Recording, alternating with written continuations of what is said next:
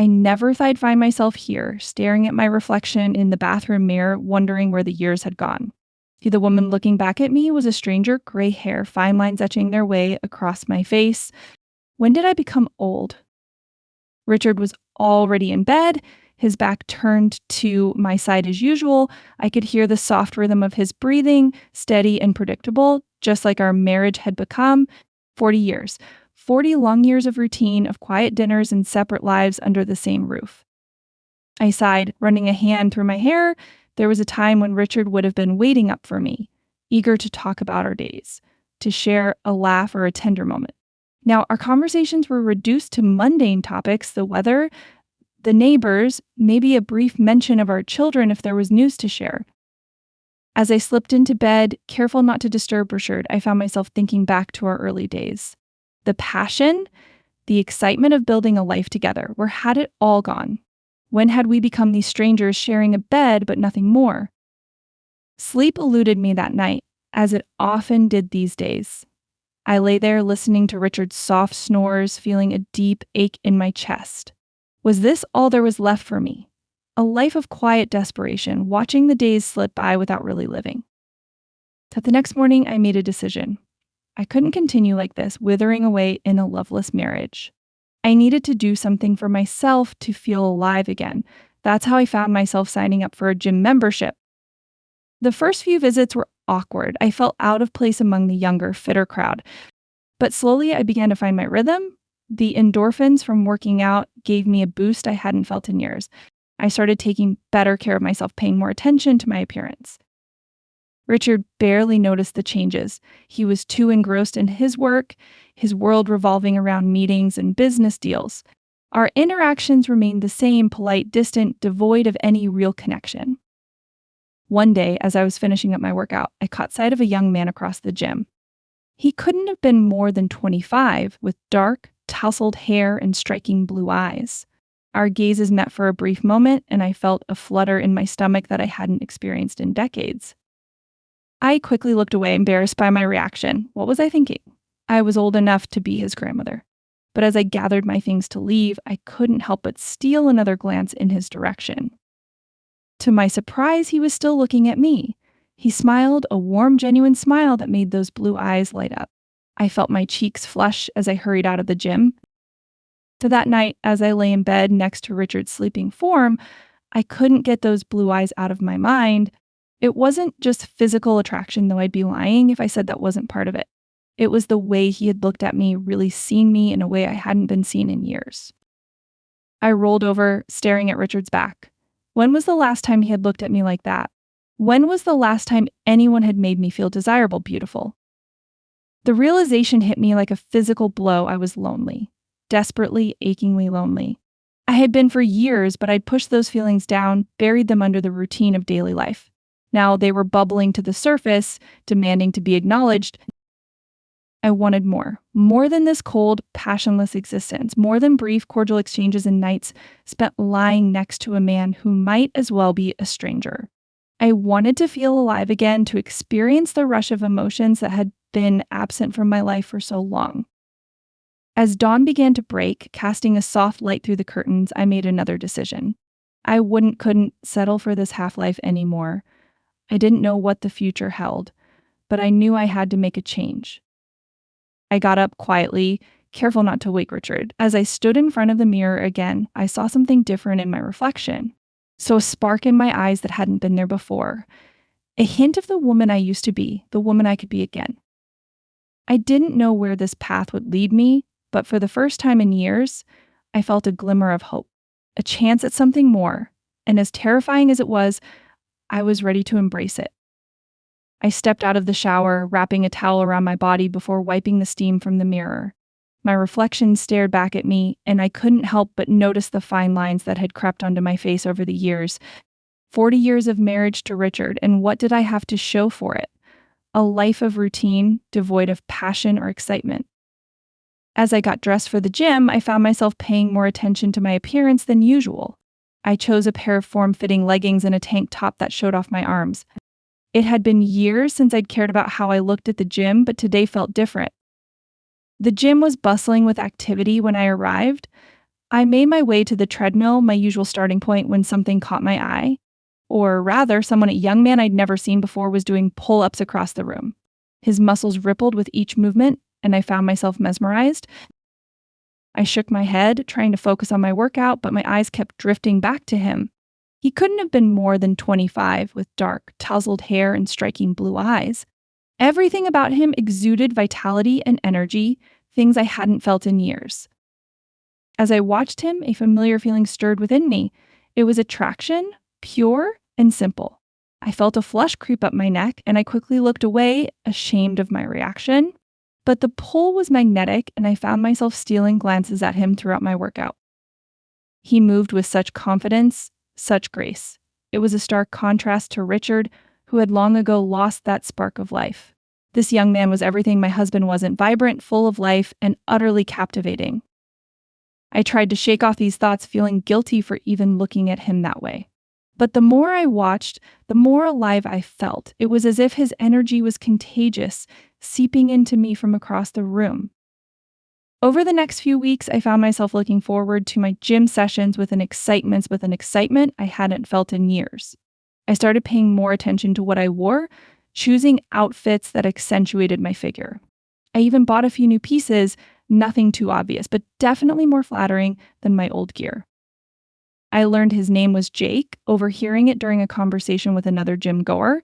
I started finding reasons to be near him, timing my workouts to coincide with his. We'd exchange polite nods, maybe a hello here and there, but I wanted more. One day, I gathered my courage and approached him at the water fountain. "Excuse me," I said, my heart pounding. "Could you show me how to adjust the leg press machine? I can never seem to get it right." Jake smiled, and I felt my breath catch. "Sure, no problem," he said, following me to the machine. As he demonstrated how to adjust the seat, I stood closer than necessary, letting my arm brush against his. I felt him stiffen slightly at the contact, but he didn't pull away. "Thank you so much," I said, touching his arm lightly. "I really appreciate it." Jake nodded, his expression friendly but guarded. "Anytime," he replied before heading back to his workout. From that day on, our encounters became more frequent. We'd chat briefly between sets, exchange workout tips, or simply share a knowing smile across the gym. Each interaction was charged with an undercurrent of flirtation, at least on my part. Jake remained polite and friendly, but never crossed the line into anything more. His restraint only made me more determined. I found myself enjoying the thrill of the chase, the excitement that came with the possibility of more. It had been so long since I'd felt this way, desired and desirable. Richard, of course, noticed nothing. He was too wrapped up in his business trips and meetings to pay attention to my subtle transformation. Part of me felt guilty for my behavior, but a larger part reveled in the secret excitement of it all. Weeks passed, and our flirtation continued. I'd catch Jake watching me, sometimes his gaze lingering a moment too long. But he always looked away quickly, maintaining that careful distance between us. One particularly grueling workout, I decided to take a more direct approach. As Jake finished up his last set of bicep curls, I approached him, water bottle in hand. "That looked intense," I said, gesturing to the weights he was putting away. Jake grinned, wiping sweat from his brow. "Yeah, trying to push myself a bit more these days." I took a deep breath, steeling my nerves. "Listen, I was thinking of grabbing a smoothie after this. Would you like to join me?" Jake hesitated, surprise flickering across his face. For a moment, I thought he might refuse. But then he nodded. "Sure, why not? Just let me grab my stuff." We sat at the smoothie bar, our legs almost touching beneath the small table. The conversation started light, workout routines, gym gossip. I could feel the tension simmering beneath the surface. I leaned in closer, letting my hand brush against his as I reached for my drink. "So Jake," I said, my voice low, "what do you do when you're not pumping iron?" He chuckled, but I noticed he didn't pull his hand away. "I'm actually studying to be a physical therapist. Working here part-time to pay the bills." "That's impressive," I said, genuinely intrigued. "You must be very good with your hands." As soon as the words left my mouth, I felt a jolt of electricity between us. Jake's eyes widened slightly, and I saw a faint blush creep up his neck. He shifted in his seat but didn't move away. I try, he stammered, clearly thrown off by my forwardness. I smiled, enjoying the effect I was having on him. The thrill of it was intoxicating, and I found myself craving more. A voice in the back of my mind warned me to stop, that this was dangerous territory. But I ignored it, telling myself it was just harmless fun. But deep down, I knew it was becoming more than that. The way my heart raced when Jake was near, the excitement I felt at the mere thought of seeing him, it was more than just a fleeting attraction. It was a lifeline, pulling me out of the stagnant waters of my marriage and making me feel alive again. As we finished our smoothies and prepared to leave, I found myself reluctant to end our time together. "This was nice," I said, my hand lingering on his arm. "We should do it again sometime." Jake nodded, his expression a mix of uncertainty and intrigue. "Yeah, maybe," he replied, his voice soft. I watched him walk away, my mind already racing with thoughts of our next encounter. The guilt was there, lurking at the edges of my consciousness, but it was overshadowed by the thrill of possibility. For the first time in years, I felt like I was standing on the edge of something exciting, something that could change everything. As I drove home, my mind replayed every moment of our interaction. The way Jake's eyes had lingered on me, the electricity I felt when our hands touched. It was wrong, I knew that, but it felt so incredibly right. It started with a simple question: why not? Richard had left for yet another business trip, something long, boring, and international that required his attention more than I ever had in the last 10 years.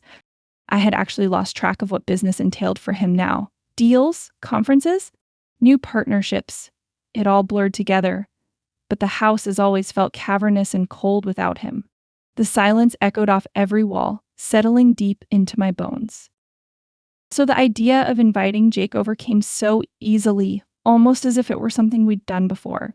But we hadn't, not yet. It was dangerous, reckless even, but there wasn't any hesitance in the way I dialed his number, my hand steady, my voice light and playful when I suggested dinner. The lie slid out of me effortlessly. I just thought we could get to know each other better. I didn't even stop to think what I was asking or what lay ahead for us once he crossed the threshold. Cooking for Jake felt different than preparing the usually mundane meals for Richard. I spent hours deliberating over the perfect menu. I wanted something light enough to enjoy fully, but sensual, decadent, and slightly indulgent. Mediterranean seemed the right call. I'd settled on roasted vegetables, marinated chicken, and a creme brulee for dessert, the sort of thoughtful food preparation that I had once taken pride in, but lost my enthusiasm for over the years. I pulled out a bottle of wine, Italian, something dry that lingered on the tongue, and knew that it, too, would set the perfect note for the evening. Then there was the dress. When I saw it hanging in my closet, tucked behind clothes I haven't worn in years, it felt almost scandalous to even consider it. Soft blue fabric that hugged me in all the right places, cinching just enough at my waist to bring back the curve that had once driven Richard wild back when Richard still noticed me. I stood in front of the mirror, once again catching hints of my age etched in the lines on my face, the slight folds of skin that even the nicest makeup couldn't completely hide. But for some reason, it didn't bother me tonight. My fingers traced the lines of the dress, smoothing it out, fixing my hair out. I was someone else in that moment. Or maybe the woman I used to be. Either way, I wanted Jake to see me, not the wife, not the mother, not the woman waiting around for scraps of attention, just me as a woman. When the doorbell rang, my heart jolted, not with fear, but with anticipation. I opened the door and there he was. Jake, his casual boyish smirk fading into something more serious as his eyes glanced up and down, drinking me in so shamelessly I almost blushed. But I didn't. "Wow, you look amazing," he said, instead of a hello. I stepped aside, my bare feet softly patting on the hardwood floors as he walked in. He smelled faintly of cologne and clean linen. His presence, so full of life, brought a rush to me that stirred something in my chest. I led him to the dining room where I dimmed the lights, letting the warm golden glow bathe the room, casting comforting shadows. Soft jazz hummed in the background. I had set the table beautifully with candles and the good china, not the practical dishes Richard and I treated as everyday things. This was different. This was special. Throughout the dinner, I could feel Jake's gaze on me more often than the food, and it wasn't just casual glances. His eyes lingered, running the length of my arms down my chest, stopping at the way the dress hugged my hips. His intensity unnerved me in the best possible way, and I couldn't stop smiling like a schoolgirl, right down to the unspoken thrill that coursed through me every time his hand brushed mine as I passed him a dish. Between bites of roasted vegetables and marinated chicken, we talked about his life, how he ended up moving into the neighborhood, his ambitions, his small town upbringing. He asked about mine too, my version of motherhood, my life with Richard, though I kept it brief, careful not to drag that shadow across our evening. Despite the effort, Richard's distance always loomed quietly in the background, like an unspoken ghost haunting every moment. Then we were done, the food practically forgotten in the wake of our conversation. I didn't care if he noticed the way I was steering things. He stayed afterward, of course. We moved into the living room, glasses of wine in hand, where the tension that had crouched around the edges throughout the evening came forward, no longer lurking. On the couch, we sat closer than we needed to be, too close for any pretense of just talking. I allowed myself to recline, sinking into the cushions, letting my dress shift along my legs just enough to keep his focus where I wanted it. So, you really just wanted to get to know me better? His grin was boyish again, but there was something behind his eyes now, knowledge, or maybe an invitation. I felt warmth crawl up my neck as I smiled back at him, my hand moving to casually rest on his thigh. My touch was confident, but my pulse raced beneath the surface. Maybe I teased, my fingers tracing slow patterns over the denim he wore, inching upwards in the most deliberate way possible. There it was, the crackle of something that couldn't be bottled up anymore. The air grew thick, almost stifling, with the unacknowledged desire sitting between us. Everything I had avoided acknowledging for weeks, the stolen glances, the electricity, the silent wanting, now it was all spilling out without any shame. I leaned in first, my body acting on impulse before my mind could nag me with doubts, and pressed my lips to his. A gentle brush at first, just enough to tempt him. His response was quick. His lips met mine, firm, eager, matching the heat that had been welling up inside me all night. Our kiss was slower than I expected, but heavy with need, each second stretching out with the weight of everything we'd been suppressing. My hand slid upward into his hair as we moved closer on the couch, our bodies pressing together. Whatever restraint had been holding us back simply evaporated. Days turned into weeks, and Jake became my addiction. We fell into a routine, one that mirrored the secrecy and intensity I couldn't get enough of. So it happened at my house, always perfectly timed when Richard was out for meetings or away on trips. The thrill of it all, the sneaking, the stolen moments, the quick, breathless kisses before Jake would leave, burned hotter each time. So I swear, even my skin tingled in anticipation before each of our encounters, left with the ghost of his touch when he was gone. It was impossible, though, to overlook the stark contrast in my life with Jake versus Richard. With Richard, everything felt preordained, choreographed, a life lived according to a strict rulebook written decades ago that I had somehow managed to misplace. With Jake, it was chaos. Spontaneous, I let go in ways I hadn't allowed myself to in years. Sometimes we laughed after, laughing, gasping, tangled in sheets, feeling worlds away from any responsibility. He made me feel weightless, like I had peeled back the layers of my life that had burdened me for so long. I felt alive, awake for the first time since God when, even at the gym, we carried it with us. When I saw him, everything between us simmered just below the surface. Jake would find reasons to brush his hand against my back or lean close enough to whisper things that would send a jolt of heat between my legs right in the middle of weight training. His grin would linger, and I'd pretend to roll my eyes, but my body already ached for the next moment we could be alone. But as thrilling as it was, the highs didn't come without the creeping lows. Lying beside Richard in bed those nights after an evening with Jake felt like a lead weight had been dropped on my chest. I'd stare at the ceiling, listening to the deep, familiar rhythm of his breathing, knowing how oblivious he was, and wondering if he was actually oblivious or if he simply didn't care. Each time he asked how my day was, his voice sounding more perfunctory than genuine, I'd struggle with the urge to tell him the truth of my desires, my loneliness. Instead, I rehearsed some benign response about errands or gym sessions, all while guilt gnawed at me inside. But then I'd see Jake and it would start all over again. I never thought I'd find myself in this situation at my age. Jake, this young man who had breathed new life into my world, was now pushing for something more, something deeper, something I wasn't sure I was ready for. "Claire, where do you see this going?" Jake asked one afternoon as we lay tangled in sheets, our bodies still warm from our lovemaking. I froze, caught off guard by the seriousness in his tone. "What do you mean?" He propped himself up on an elbow, his blue eyes intense as they bore into mine. "Is this, are you Harbiwat Chard? Do you ever think about leaving him?" My heart raced, and not in the pleasurable way it had moments ago. "Jake, I don't know. It's complicated." "Is it?" He sat up fully now, the sheet pulling around his waist. "You're not happy with him? I can see it. You light up when you're with me. Why stay in a loveless marriage?" I sat up too, pulling the sheet around me like armor. "It's not that simple. Richard and I have history. We have children, grandchildren. A life.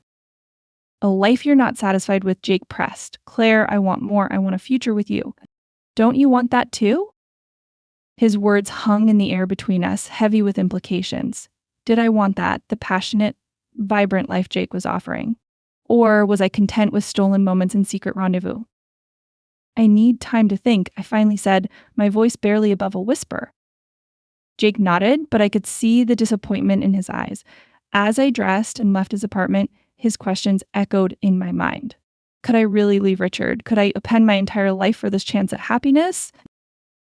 The next few weeks were a blur of confusion and guilt. I found myself watching Richard more closely, noting the distance between us that had become so familiar I barely noticed it anymore.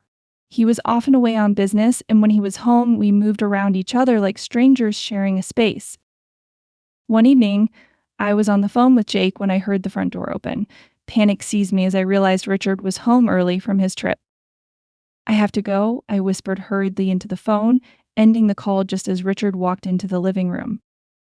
"Who was that?" he asked, his tone casual but his eyes sharp. "Oh, just a friend," I lied, hating how easily the deception came to me now. "I thought you weren't due back until tomorrow." Richard shrugged, setting down his briefcase. "Meeting ended early. Thought I'd surprise you." There was something in his manner, a coolness that went beyond his usual detachment. As the days passed, I noticed him watching me more closely. Our conversations, brief as they were, felt charged with an undercurrent of tension.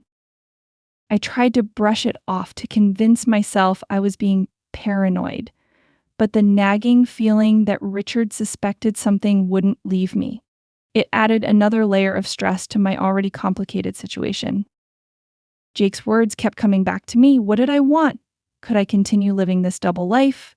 The guilt was eating away at me, the constant fear of discovery exhausting. It all came to a head one night after a particularly intense encounter with Jake. As we lay there catching our breath, he turned to me with that serious look I'd come to both love and dread. "Claire, I need to know. Are you going to leave him?" In that moment, looking into Jake's earnest face, I knew I couldn't go on like this. I had to make a decision. I had to confront Richard. The drive home was a blur. My hands shook as I gripped the steering wheel, rehearsing what I would say. When I walked in, I found Richard in his study, working late as usual. "Richard, we need to talk," I said, my voice steadier than I felt. He looked up from his computer, his face impassive. "What about?" I took a deep breath. "I want a divorce." I expected shock, anger, maybe even hurt. What I didn't expect was the cold, knowing look that spread across his face. "So is this about your affair with that young man from the gym?" The world seemed to tilt on its axis. "What? How did you?" "I've known for weeks," Claire, Richard interrupted, his voice devoid of emotion. "I hired a private investigator. I have proof." I sank into a chair, my legs suddenly unable to support me. "Richard, Save it," he cut me off. "I've already informed our children and grandchildren about your infidelity. They're quite disappointed in you, as you can imagine." His words hit me like physical blows. Our children knew, our grandchildren.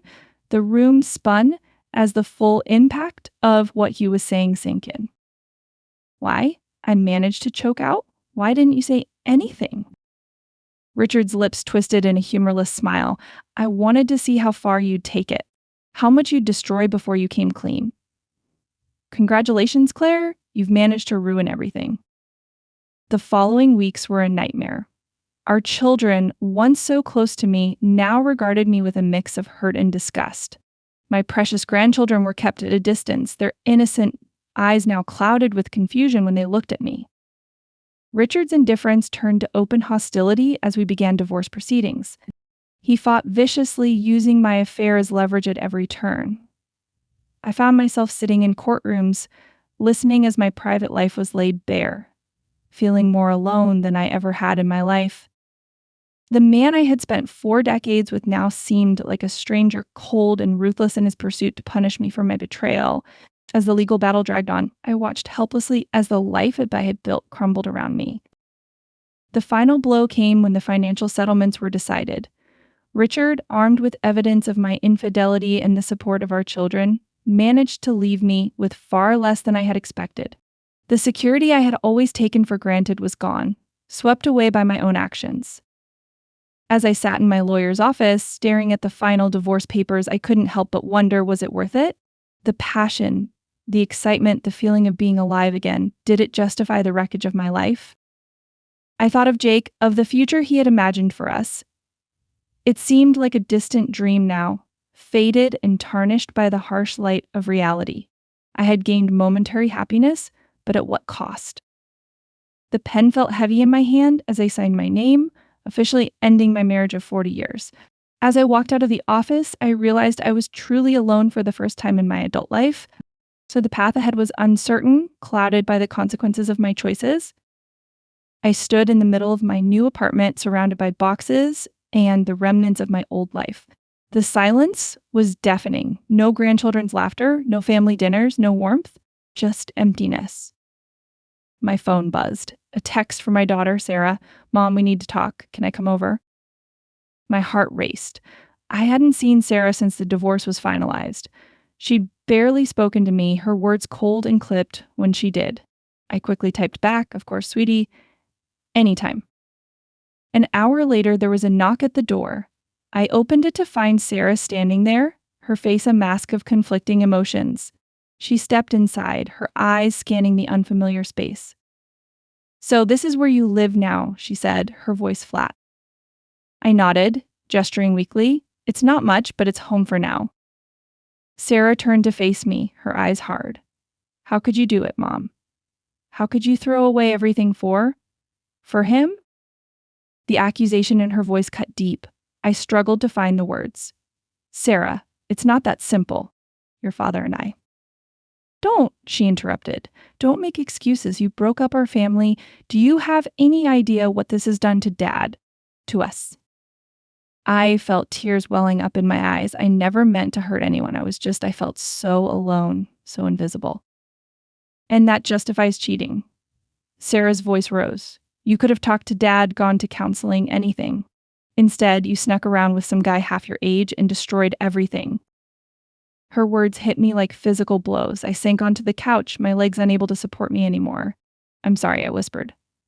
I'm so sorry. Sarah paced the room, her anger palpable. Sorry doesn't fix this. Mom, do you know what it's like to see Dad so broken?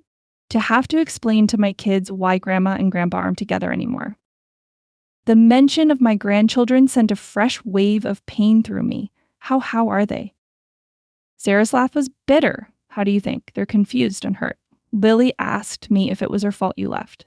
She thought maybe you didn't want to be her grandma anymore. I felt like I'd been punched in the gut. Oh God, no. Sarah, please, you have to let me see them. Let me explain. Explain what? Sarah snapped. That you decided your own selfish desires were more important than your family? That you threw away 40 years of marriage for a fling? It wasn't just a fling. I protested weakly, even as I knew how hollow it sounded. Sarah shook her head, disgust clear on her face. I don't even know who you are anymore.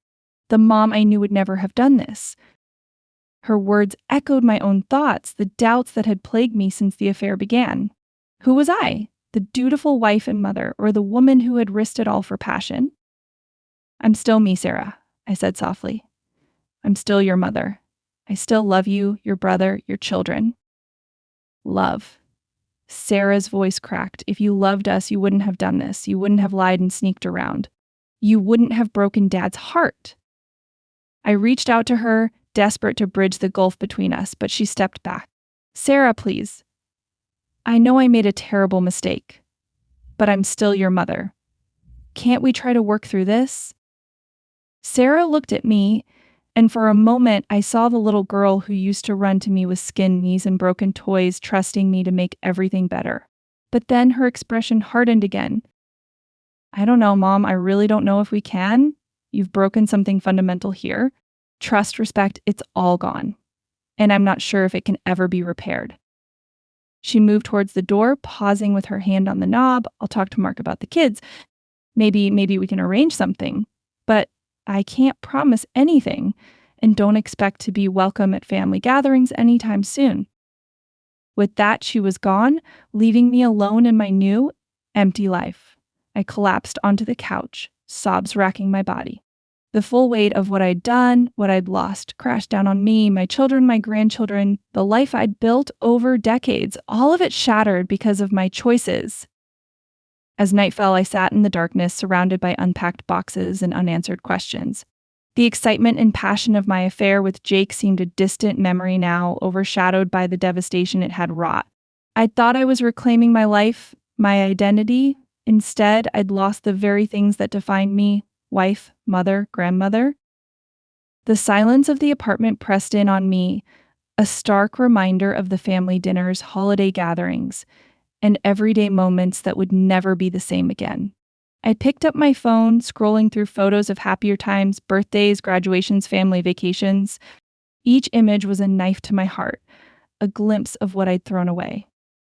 I paused on a picture from last Christmas. The whole family gathered around the tree, smiling and laughing. Richard's arm was around me, and our grandchildren sat at our feet, tearing into presents. It was everything I'd ever wanted, everything I'd worked so hard to build. And in a moment of weakness, of selfish desire, I destroyed it all.